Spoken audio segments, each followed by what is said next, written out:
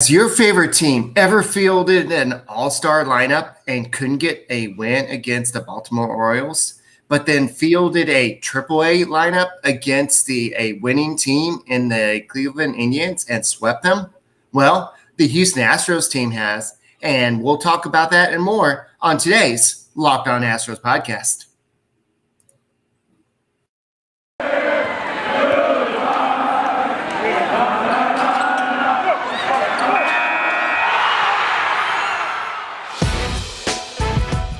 It's the Locked On Podcast Network, your team every day.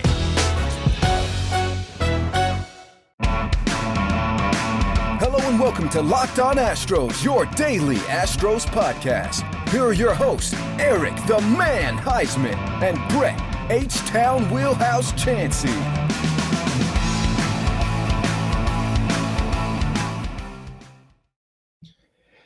We are Locked On Houston Astros, and we hope that you join us for a daily Locked On Astros podcast. My name is Eric Huysman. You can find me on Twitter at Eric Talks Stros. You can find the show at Locked On Astros, your team every day. Brett, where can they find you at? They can find me at H-Town Wheelhouse on Twitter and at Stros411 on Twitter, Instagram, and Facebook. Always positive, always Stros. Alrighty. This is a much better series to talk about. This is we have a lot to celebrate, especially after another Independence Day, where we get to celebrate the freedom of that we get to celebrate every day in America. And I know that this was something that we both celebrated yesterday by just not doing a show. And we could have done a show. It would have been like 10 o'clock at night or something. But we just decided to just go ahead and skip it and do it in the morning. And so we'll go ahead and do another show tonight, a little bit later on today. But it was a great series and some great news for Astros fans if you're all into the All-Star and game and how many All-Stars there were selected. So, but don't forget that you can get Locked On Astros on podcasting app Himalaya, as well as Google Podcasts, Apple Podcasts, and Spotify. When you get in your car, tell your smart device to play podcast Locked On Astros, and don't forget to subscribe on YouTube. Yes, please, guys, we're so close to 600. Once we get to 600, we'll get to 700. Then once we get to 700, I guess 800 comes after that, the 900, That's then right. The big magic number 1,000. Then we could celebrate and give us some thumbs up and everything like that. And let's go ahead and get this YouTube channel going. So, and speaking of thumbs up, I know a lot of people want to know about the Astros prospects and which Astros prospects are going to be on the move. Why don't you check out our friend Aaron Layton over at the Locked On MLB Prospects. He knows all the prospects across baseball, not just the Astros, but who's the next up-and-coming guy. And so just go check out that podcast wherever you check out the podcast. It's the Locked On MLB Prospects. So let's go ahead and talk a little bit about this series. This was a weird series where the Astros kind of came back and said, okay, well, y'all think that we're struggling. We can't score runs against the Orioles. We'll show you. In the first two games, they scored 7 runs and 6 runs. And then all of a sudden, all the starters started dropping like flies. You had Kyle Tucker in game 2 get scratched, and you had Michael Brantley get scratched. And then so you had a couple that the main guys get out. And then you have the AAA Skeeters basically playing against one of the best teams in baseball. But they've been kind of free falling as well, the Indians. So what you saw was, it seems like the AAA Skeeters were just taking care of business, and it doesn't matter who's up there. The Astros just took care of business in this series, and you have to like to see this type of baseball. No, yeah, definitely. We had Alvarez out on paternity leave. We also had Maldonado out due to out on bereavement. And then when you have Tucker and you then had rest days for some of the different Astros, it was great to see. I think this was a great series, not only for Dusty Baker as a manager, but for the bullpen and for the young players, for the Toros, the Straws, the McCormick. Good Lord. This kid's averaging a home run every, I think, 13.6 at bats now is what it comes out to mathematically, or every 14 at bats, which is an unbelievable clip. Is it Mark McGwire like? No, that would be 9 or 8, not between 8 and 10 at bats. So we're close. Props now. Hey, no, hey, but he is. So someone said Chas McCormick is what we thought Derek Fisher was going to be. I was like, that's an interesting comment. But you love to see the Astros come in against a winning club after just being bludgeoned by the Orioles. I mean, their all-star lineup, like you mentioned in the intro, the all-star lineup comes up. You get pummeled by the last place lowly Orioles, and then you field essentially a quadruple A team. And no disrespect to the guys that are on the 40-man roster that are in the MLB, they're not the starters. They're not the core. Bregman's still out. And so they came in and they did what they were supposed to do, because outside of the first game, with you having pretty much a full lineup, it went down from there, and they got the job done. Eric, this is what this team is built to do. And Larry, the GM, put up some stats like he normally does. He finds stuff that some people don't even think about. Basically, I believe he had Toro, Straw, McCormick, and he even had Robel. He had like this list of 5 or 6 like players that aren't even really in the starting lineup, and they have a higher like combined, I believe, OPS than most of the league has for their regular team. So even our bench players, even our young guys, are still better than over what half the league is fielding out there. And that is a strength for this team, Eric, because you come to the playoffs and you need one of these guys in emergency situation, you can have confidence that they're going to come in and get the job done. Yeah, for sure. And especially with McCormick and some of these guys who are probably not everyday players, their bats they're getting now is going to help them come October when they're getting this extra playing time, and they'll get that experience. So definitely playing against a team like the Indians. I know the Indians pitching staff, I didn't realize the turnover their rotation has had, but that's what happens when you trade whole bunch of their starters. Like they traded Clevenger, they traded a whole bunch of their starters. Now all they have is Shane Bieber and the Peps. Basically, they have a whole bunch. So right, exactly. So they have Shane Bieber. He's another all-star, and he was one of 2 of the Indians who were selected to the all-star team. I think it was Jose Ramirez again selected to the all-star team. And by the way, that is a great recovery for him. I know he was kind of going through some bad year last year. I think he recovered, and a lot of people are going through a bad 2020. So I'm not going to look at 2020 with any type of let's judge that player. But the Astros as a whole, I was looking at the team stats as a whole. Now that we have a whole day, we're not doing it right after the show, but the Astros have 40, almost 40 runs more than the next highest team in the Red Sox. The Astros have scored 474 runs. The Red Sox have scored 435 runs. It's impressive. I mean, that's Eric, the same amount of games. That's 85 games. Yeah, we are halfway through the season. That's what the All-Star break is, the halfway point, the midpoint in the season. And what this team is doing is historic. And it's so funny because now, unfortunately, anytime this team has success, you have people that will pop up and say, oh, the Astros must be doing something to help themselves out, and so on and so forth. But regardless, top to bottom, I mean, and here's the thing. It's not just the guys that were here in 2017. It's the new guys. It's the guys that have been added. It's the guys that are stepping in. And yeah, Robel Garcia is probably the lone offensive woe that you have. But outside of that, most of the guys have really done their job and gotten the job done. I mean, Castro hasn't wowed me, but he's contributed. I mean, Martin Maldonado has struck out a lot at the plate, hit into a lot of double plays, but for the most part, I don't know any other lineup that's doing as much damage as they're doing top to bottom. Right. And Solo Thought Sports, we'll get to your comment in a second about the bullpen. This is something I definitely want to touch on. But I want to go and finish my thought on the offense. The OPS is first in baseball with a 794 OPS. I know batting average isn't everything that's supposed to be, but they're first in batting average with 273 compared to the Blue Jays 265. Total bases, they don't hit as many home runs as the Blue Jays do, but they're first with total bases with 1,300. And so walks, They are kind of fourth with 327. The Dodgers get the most walks, the Yankees, then the Padres, then you have the Astros. So, but the strikeout rate is still, the Astros are still at the bottom with 622. And I feel like the Astros are going to be there for a while. One thing that kind of jumps out to me is I think that I want to say the Padres have been down at kind of near the bottom in strikeouts, but they've kind of been rising a little bit. But the Orioles, go ahead. No, I was just going to say what's interesting is the second place team and the lowest amount of strikeouts is the Kansas City Royals, who aren't very good, but they just don't strike out a lot. I mean, the Pirates are in the top 5. And so for anybody to tell me, oh, well, they're not striking out because they're doing something. Well, there's some teams that shouldn't be in these top 10 rankings. I mean, the Nationals, the Pirates, and the Royals are all in the top 10, Eric, and the Twins, who aren't very good at all this year.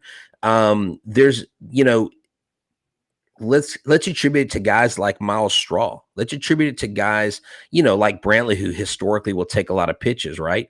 But our guys are just seeing the ball. They're being selective. They're not chasing. Right. Altuve is not chasing. And when you are able to stay within yourself mentally, that helps everything else. Yeah. So to kind of lead into Solo Thought Sports, he's talking about the bullpen. The bullpen needs some help. James Click says that Brian Brady could be activated during the upcoming homestand. They also hope to activate Enoli Paredes, but we're going to actually hear some thoughts about what he wants to see with the upcoming trade deadline. So with that being said, Brett, do you bet on the Astros making any trade deadline moves? So what do you think the betonline.ag people would say?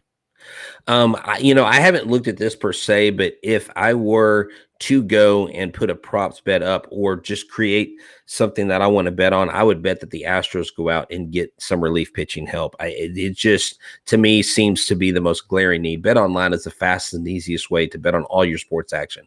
Baseball season is in full swing, and you can track all the action on Bet Online. Get the latest news and sports info on all your sporting needs: MLB, NBA, NHL, and or UFC MMA action. Before the next pitch of the next Astros game, go over to Bet Online on your laptop or mobile device and check out the great sporting news, sign-up bonuses, and contest information. Don't sit on the sidelines anymore, as this is your chance to get into the game as teams prep for the run for the playoffs, or as you get ready for the All-Star Game weekend. Who's going to hit the most home runs? How many bombs will Ohtani hit out of Coors Field? Head to the website with your mobile device to sign up today and receive your 50% welcome bonus on your first deposit. The promo code is locked on. Bet Online, your online sportsbook experts. Alrighty, so I know that we don't have a great little click sounder yet, but I'm gonna go ahead and put this little graphic up.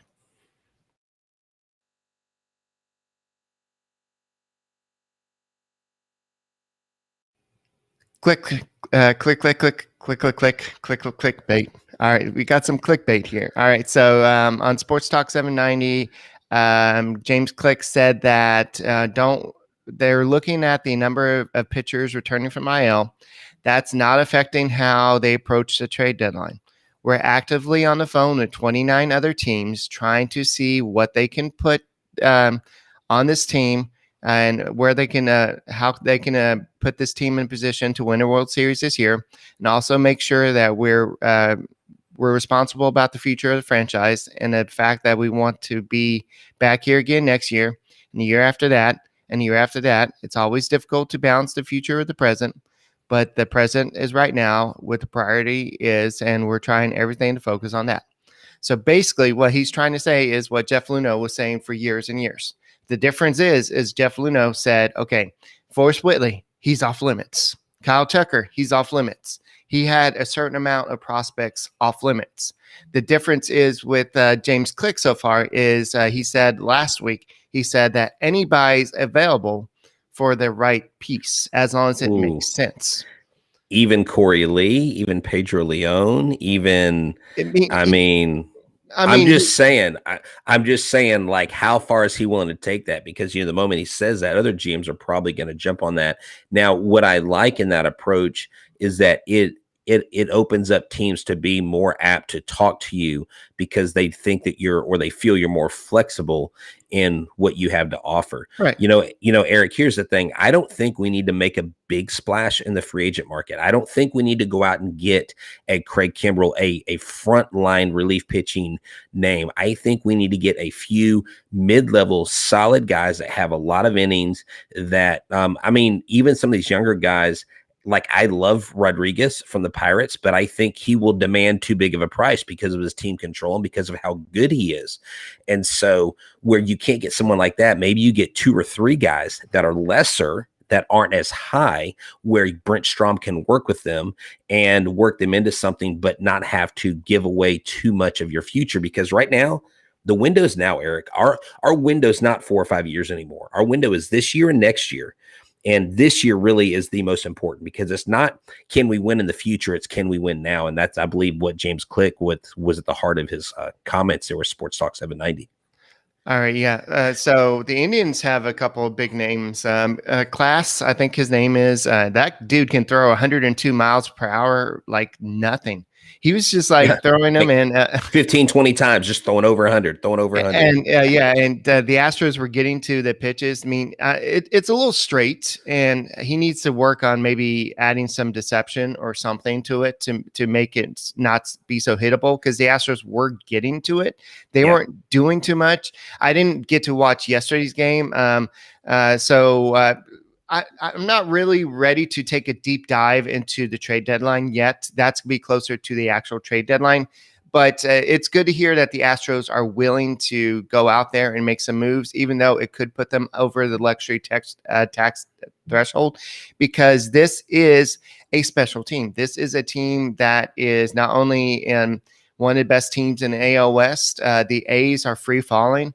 They are not very good team right now, and we'll talk about that in a second. But the Yankees aren't a very good team right now. Are they going to be making a fire sale? That's something we'll have to be really monitoring. The Seattle Mariners have a better record than the Yankees. The Angels and the Yankees have the same record. I mean, the Yankees are literally the only reason why they're not in last place is because they've got Baltimore right behind them. If they were in our division, they would be battling the Angels for what I guess it'd be 4th place. But it is, I mean, they're just not good this year, Eric. Yeah. Just bottom line, they're just not what everybody was picking them to be one of the top 4 teams. And this is not the case. And Boston appears to be the real deal, Eric. Boston appears to, I really thought they would fade out. I really thought them and the Giants would fade away. And they have held their own. And man, they are going to be a formidable opponent in the playoffs. Well, the Astros and the Red Sox have something in common. They were both embarrassed by the Orioles. They got swept. The Red Sox got swept to open the season. The Astros got swept recently. So now the Astros are going to meet the Red Sox in the playoffs. So that's how it's going to be. And so I don't know who I want to face in I mean, at this point, it looks like it may be the Red Sox. I mean, I haven't really looked at the numbers. It could be Oakland. I mean, we could face Oakland if they get in the wild card and bring it. I have no fear about the. Let me tell you. Ace. Oh, I know. There's a couple people I know that knock on wood. Well, there's a few people that commentate and some of our fellow podcasters that were like, yeah, I do not want to see an Oakland Houston series because including the Lock on A's host. He does not want to see the Astros. See, I was trying not to call him out, but yes, Jason was like, I do not want to see that because the bottom line is there's history there. I mean, the Astros have played the A's well in the playoffs. Extremely well. Even a season where the Astros played the A's poorly, they seem to play them good in the playoffs. And so, I mean, can that change? Yeah, sure. But doesn't matter. So let's talk about yesterday's game. Like I said, I didn't get a chance to watch it. It was pretty one of those close AAA type of games where you don't really have the big boppers in the lineup, especially with the injuries and the paternity leave. So I know that Rayleigh had an interesting play. Go and describe what happened, the interesting play. Well, okay, so before I get to that, Chas McCormick had the first 3 runs of the game for the Astros. He had an RBI, and then he had a 2-run homer. He was crushing it. And then they get to the 10th inning, and I honestly forget who hit the ball to Rayleigh, but it was a soft line drive. Rayleigh had to sprint between the mound and home to catch it. The second he caught it, he knew there was a guy on second. He turned and he fired the ball at second. Correa got the runner at second, so that was double play. That was a huge defensive play. Correa almost pulled his foot off the bag too soon. Like, he literally pulled it off the second he caught the ball. He pulled his foot off and they reviewed it. He was still out. But that was a huge double play. It is big time for these relievers because Rayleigh, in his small sample size, has a massive ERA. But let me kind of explain that ERA to the people listening. A lot of times Rayleigh gets put in these situations where he's in a pickle already. He's been put in a lot of situations, like Dusty's used him almost too much and exclusively in tough situations. So that then lends to more pressure. That then gives him a higher chance of getting some bad luck struck against him. I think Rayleigh is a better reliever than what his stats, his ERA is showing us. And yesterday having that double play was big for him. All right, so I didn't know this, but Jay Robert said that Chirinos was recently released. Maybe we go get the former Astros. I don't know. I don't know. I mean, catchers. he was. Yeah, no, we already have 3 catchers. When Maldonado comes back, we've got Maldonado, we've got Castro, and we got Stubbs. And Stubbs is just a fill-in. Stubbs at the plate has not looked good this year. He's done great in his moments. Yeah, but for the most part, he's not dependable. In AAA, he was doing okay. Yeah. But I would rather have Castro in there. But our catchers as a hitting core, they're not where you're getting your runs from. Yeah, they're at the back of the lineup. The Astros are getting enough offense from the front 7, even without Alex Bregman. I don't think they're really worried about that right now. So, you know what? I think that any of the catchers need to start hitting. I think they need a Built Bar. Built Bar Okay. give them that energy and that endurance to just kind of go out there and get a home run. Okay, so Built Bar has a limited time flavor called Built Grasshopper Cookie. It's available this week only, July 6th through the 9th. Get the new Built Bar flavor Grasshopper Cookie. What does it taste like? This is the Built Bar's version of the classic Thin Mint cookie. All the flavor without all the sugar, 150 calories, 17 grams of protein, and only 5 grams of sugar. Did you know that Built Bar has so many delicious flavors? There is something for everyone. When you think about Built Bar, you think about 100% chocolate. You think this must be a candy bar. Wrong. It's a protein bar, and it's good for you. Coconut, cherry barcia, raspberry, mint brownie, double chocolate, salted caramel. The sky's the limit. Order today and get Grasshopper Cookie or raspberry or whatever you like. Built Bar is the official protein bar of the U.S. track and field team. Is it that cool? That's right. We are part of a huge network that sponsors products like Built Bar that are great for Olympians and world-class athletes. So why not become a world-class Locked On listener and go to Built Bar, go to built.com and use a promo code LOCKED15 and get 15% off your order. Use a promo code LOCKED15 to get 15% off at built.com. That's right, Built Bar for world-class athletes and world-class listeners like you. All right, so Solo Thought Sports says, if we got more production from our bottom 2 guys, we'll be averaging like 6 runs a game. I don't know what we're actually averaging right now, but I did something for the show today. I looked up Miles Straw's stats since May 10th. I could have gone back a little bit further, but he had a couple offers, so I'm like, no, I want to make this guy look good. So what I did was I looked at from May 10th. He's played in 46 games. He has a 310 batting average, 778 OPS, and he's got the 2 home runs, 16 RBIs, 21 walks, only 33 strikeouts in those 168 bats. So what this guy is doing is impressive. And I saw this, I hate to give them props, but a Bleacher Report article that said that the secret weapon of every MLB team, and they listed Miles Straw as the Astros' secret weapon. They didn't list Chazzy Fizz, the Chasmanian Devil. Getting fizzy with it? Come So, on, man. I know. so I but understand that. No, he is. But You know, he's looking better offensively. yeah. He's looking better defensively. He's getting better jumps on the stolen bases. This guy has realized his shortcomings, and he's actually working on it. He's trying to work on all of his game. Does he still have those? I don't know, the little acronym for the brain farts. Yes. Does he still mess up sometimes? Yes. But will he ever be all-star game, all-star player? I don't know. I don't know. So this is an interesting question. He says in a couple of years, Miles will be a solid contact guy, not question or comment, who has real value and can be a key piece to this team. He just needs to keep developing. You know, also look, I'll say this, and I'm not saying this because I want him to be good so he can be tradable, but if you need somebody in the future and he is a guy that is contributing, but is someone that has value, that can excel in his major league career, if they start bringing up these minor leaguers and they start getting full in the outfield and you can find a place for him to go where he's actually used on an everyday basis, he's someone that would be a candidate to be traded for a higher value piece down the road as well. He's got multiple options. I would like to see him stay here as long as he can, but here in the next season or two, we're going to start seeing these guys come up from the minors, Eric, and that's going to create a bottlenecking of who do we put out there on the field. Does that make sense? Yeah. Jay Roberts says he sees him kind of turning into a Brett Butler type player. I can see him turning into that, maybe a Jake Marisnick type backup player. But he's going to be somebody that doesn't hit for a lot of home runs. He can steal a lot of bases. So yeah, I can see that type of player, but that type of player has value on a team like the Houston Astros.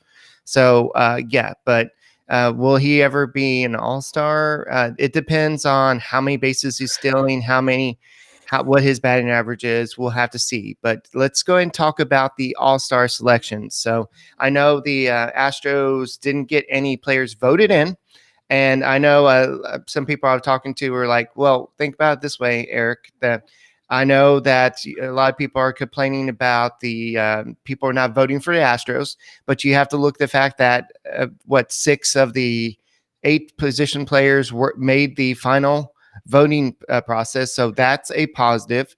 And some of them finished second, but there weren't really any close finishes except for the outfield. But the outfield is such a pick 'em anyway, because there's so many different choices. Well, when you have guys like Mike Trout making it who's injured, it's just kind of like, okay, like I get it. Like Cedric Mullins should be starting in this all-star game. I'll just be real honest. I think that's one of the biggest snubs of them all next to Yuli Gurriel and the Astros. The way that this rookie is hitting on a really bad ball club and continuing to get hits and hit for power. Someone like Mike Trout, okay, great. He's Mr. Popularity. He's the homecoming king. He's like the guy, right? And this is really a flawed system. There's no perfect system, but I do think that when you commented earlier on this saying that you think the fans got it right for the most part, I think they did a great job outside of guys like Gurriel, guys like Cedric Mullins, who I think Gurriel deserved to be a selection. And I know the Astros had 4, but they easily could have had 5. Ryan Presley, deservedly so. Ryan Presley has become elite. Ryan Presley does the job. He's dependable, and he just goes out there and he's a quiet competitor, and he dominates. Yeah. So the Astros who were selected were it was Jose Altuve, Carlos Correa, Michael Brantley, and Ryan Presley, like you just mentioned. 3 of those were pretty much slam dunks. So a lot of people should have said, well, Gurriel should have made it. Yordan Alvarez should have made it. But I think that Alvarez had no chance with Ohtani. Yeah, that's a spot where you're going to get one guy. You're not going to get a sub in there. Ohtani is playing out of his mind right now. Jose Altuve, this is his 7th All-Star team. So he tied Hall of Famer Craig Biggio for this. So this is something that the Hall of Fame voters will have to look at someday. I know that Altuve does have this little stain on his career now that he's going to kind of get over, but I'm pretty sure this is not going to be his last All-Star game. He's going to have many more years. But you're talking about Gurriel. Jared Walsh of the Angels got in.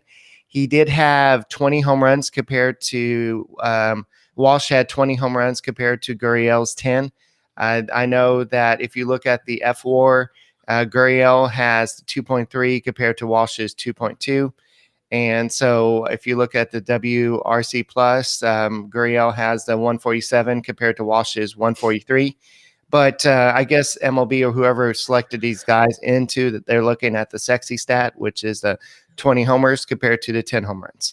Well, this is what gets to me, Eric, is this mention right here, Aroldis Chapman, guys like him, guys like Garrett Cole, who really lately haven't been doing great. Some of these guys, the way they get in, like when they select, is this players selecting? Is there a committee? And because I don't know, I'm genuinely asking because I've literally never looked into who selects after. I believe it is the players players and coaches. I believe that's how it used to be.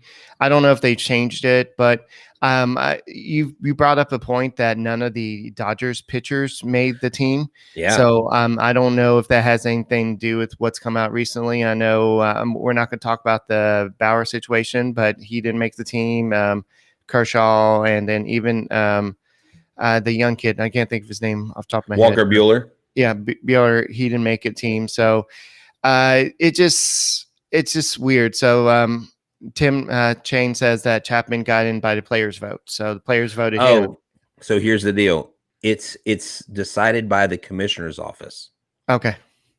So interesting. How does Aroldis Chapman, who's giving up grand slams and game tying home runs all season, make it in? If you look at the first few months of the season, that's true. But then they take away the spider tack, then all of a sudden he becomes his ERA's like 22 now. Yeah. In those last like 10 games or whatever. Yeah, so I'm not saying that's what it is, and then he becomes the ALCS Aroldis Chapman against Jose Altuve. That's what happened. So it's baseball. You go through the ebbs and flows, and I know that's what's happening with the Yankees. Yankees are just struggling right now as a team, and of course that's going to affect Garrett Cole. It's going to affect Aroldis Chapman. The whole if Garrett Cole is really a team leader, and he's doing all the complaining and the B word about the not being able to use the sticky stuff. For Pete's sake. Not that, but the complaining about the not being able to use the sticky stuff. What message is he sending to the other pitchers? So if he is the leader of that staff, you've got to wake up and be a leader. If they're paying you that much money, you've got to lead by example. And that's something that Jeff Bagel or somebody, or even a Justin Verlander will say, hey, Garrett, I know you're upset about this, but you gotta back off a little bit. So I know Verlander's let MLB know some stuff from time to time. So other than that, I know that Carlos Correa said that Jose Altuve is a generational talent. He's the face of the franchise, and the Astros are the only club in the majors with 4 or more All-Star selections in each of the last 4 seasons, and that does not include last year because there was no All-Star game last year. So that's right. Don't throw that at us. We know that there's no All-Star game last year. So, and he said also on making the All-Star game, Carlos Correa, it never gets old. It's very special to me. Last time was 2017. I want to thank the people for voting me through the whole process.